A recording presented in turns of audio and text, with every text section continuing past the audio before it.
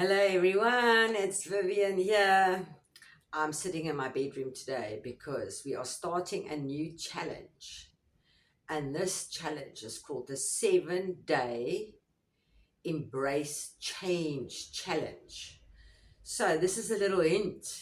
Our first challenge is going to do something that you can do in the bedroom. You're going to see me throw my name away again. What's new? And I'm going to show you how this is going to work. I'm going to be posting 7 challenges and I'm going to show you the videos to show you that I've actioned it. And after the video, I'm going to give you some tips in why this is really important. Okay, so brace yourself. I'm the author of Unnatural Birth. You're on the brink of a breakthrough. This is all about stepping out of your comfort zone and embracing change. So right now, stay tuned because I'm going to show you the video. And please brace yourselves. I'm in my PJs. You might be scarred for life. Do you get me? And then stay tuned for my tips afterwards. Good morning. No, I'm not crazy lying upside down in my bed. Or maybe I am just a little bit.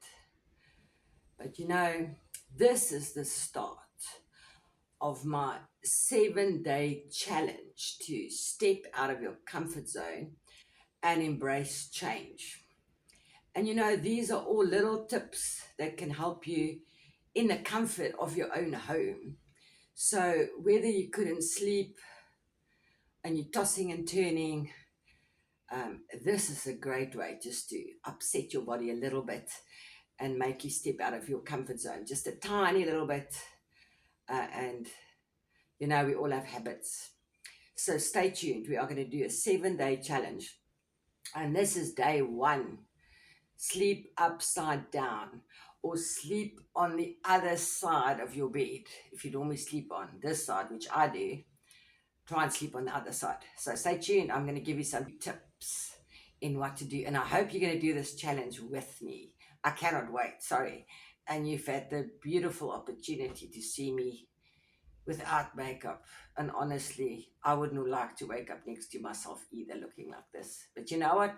This is all because we want to be true and real and show you that it's possible to change little bit by little bit. See you on the other side. Well, I hope you survived that one. So let's discuss. Number 1, why do you think some nights you cannot sleep and you're rolling around? I mean, when it happens for me, when I hear the birds chirping at like 5 in the morning, then it's almost like my brain says, okay, now I'm going to sleep. But why could that be? Have you ever thought that maybe you go to bed, you've had a bad day, you're angry, you're anxious, and you're fearful? So that is what your brain has to deal with. So let's look at some tips. So in my book, like even chapter 4, we discuss happy bedtime routines and why it's important. So I'm just going to give you 3 things that you can remember it. Because here it is about making things easy and simple and actionable. Okay, let's look at simple steps. Number 1, you need to understand, what do you give your brain to think about for 8 hours? When you're angry and fearful, this is what you go to bed with. So do you not think that if you can understand that your brain can actually do that heavy lifting for you, then it's so much easier. So is it not important that when you go to bed, that your state of mind is positive, or that you're in a dream state and not be so fearful and anxious, because then obviously you're not going to sleep. So that's number 1. And then I discuss in my book, it's almost like a term that I came up with. Number 2 is it's called seduce your brain. Not seduce your partner, seduce your brain. So now if you think of Valentine's Day and some of you want to take out a person, I mean, if you're like horrible to them, do you really think that you're going to get lucky? Nada, no, of course not.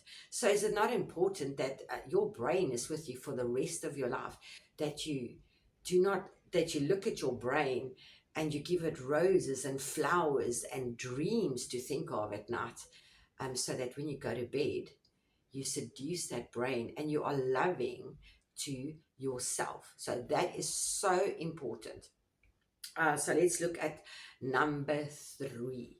One of the things that you can do is to journal before you go to bed. Now, there are 2 ways you can journal, obviously.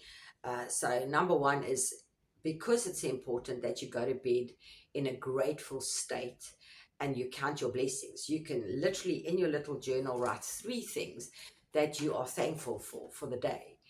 And please remember, you need to feel it. Like, really feel it and think about 3 things that you really thought, wow, I was so happy today and look what I've achieved. It could be the smallest things. As long as you go to bed grateful, that's already like a massive change. I know it's like a simple change, but lots of little changes make up a huge result at the end of the day. And I actually listened to a podcast the other day, and I loved what this woman said. She was talking about journaling, and she said she calls it vomit journaling. Vomit journaling. Have you ever heard that term? I haven't. And I thought, wow, that is like so incredible, because like when you go to bed and it's like all in your head and you're so angry. I mean, people upset me all the time. And then you just can't get it out. So then just vomit it out on a page. Just write it out. You know what? You are allowed to acknowledge those feelings. So acknowledge them. Say, yes, I know that you're here. And then throw it away. Write it down.